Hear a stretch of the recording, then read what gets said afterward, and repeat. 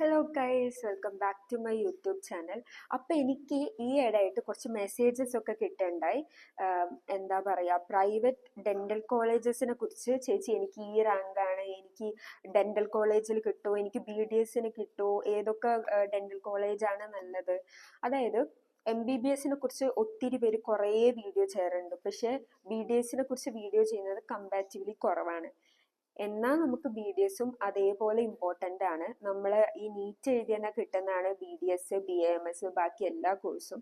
അപ്പം അതിനെക്കുറിച്ചും എല്ലാവരും നന്നായിട്ട് അറിഞ്ഞിരിക്കേണ്ടതാണ്. അപ്പം ഇന്ന് ഞാൻ പറയാൻ പോകുന്നത് കേരളത്തിലെ കുറച്ച് ടോപ്പ് പ്രൈവറ്റ് ഡെൻ്റൽ കോളേജസ് ആണ് വിത്ത് ലാസ്റ്റ് റാങ്ക് ഡീറ്റെയിൽസ്. ഈ വർഷം ഇപ്പൊ ലാസ്റ്റ് റാങ്ക് എങ്ങനെയാണ് കൊടുത്തത്, അതൊന്ന് ചെറിയ ഡിഫറൻസ് ഒക്കെ വരും എന്നല്ലാതെ ഈ വർഷം അതുപോലെയൊക്കെ തന്നെയാണ് എന്തായാലും എടുക്കാൻ പോകുന്നത്. അപ്പം BDSനെ കുറിച്ച് പറയുവാണെങ്കിൽ നമ്മുടെ കേരള റാങ്ക് ഒരു 36K വരെയൊക്കെ നമുക്ക് പ്രൈവറ്റ് ഡെന്റൽ കോളേജസിൽ കിട്ടാറുണ്ട് സാധാരണ. ഫീ ഒരു 1 ഇയർ ഒരു 4-5 ലാക്ക് ആ ഒരു റേഞ്ചിലോട്ട് വരും. പിന്നെ NRI പറയണ്ടല്ലോ, NRI അതിലേറെ കൂടുതലുണ്ടാവും. എന്നാലും MBBS വെച്ച് നോക്കുമ്പം കുറവാണ്.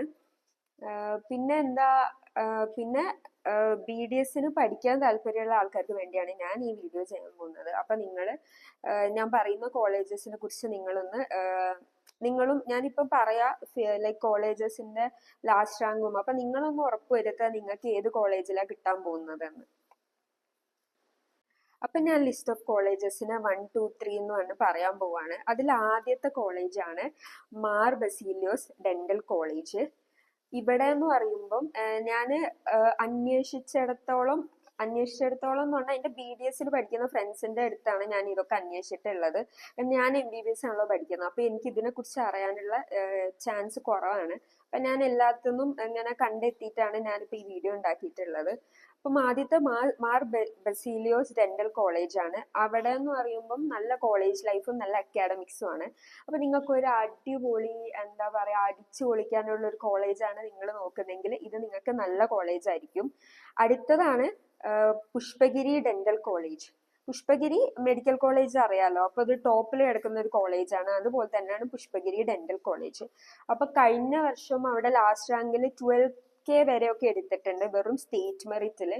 അപ്പൊ നിങ്ങൾക്ക് ഇനി എന്തെങ്കിലും വേറെ റിസർവേഷൻ വല്ലതും ഉണ്ടെങ്കിൽ അങ്ങനെ നിങ്ങൾക്ക് പിന്നെ റാങ്ക് താഴ്ന്നു വരുന്നതായിരിക്കും. ഇനി അടുത്തത് തേർഡ് ആണ് KMCT ഡെന്റൽ കോളേജ്. നിങ്ങൾക്ക് അറിയാലോ, കോഴിക്കോട് ഉള്ളതാണ്. അവിടെ ലാസ്റ്റ് റാങ്ക് പോയിരിക്കുന്നത് 22K വരെയാണ്. പിന്നെ അഞ്ചാമത്തെ ആണ് MES ഡെന്റൽ കോളേജ്, അത് മലപ്പുറത്താണ്. അവിടെ പോയിരിക്കുന്നത് 29K വരെയാണ്. ഇതൊക്കെ സ്റ്റേറ്റ് മെറിറ്റിലാണ് പറയുന്നത്. നിങ്ങൾക്ക് ഇപ്പോൾ വല്ല റിസർവേഷനും ഉണ്ടെങ്കിൽ അത് ഇതിനേക്കാളും കൂടുതലാവാൻ ചാൻസ് ഉണ്ട്.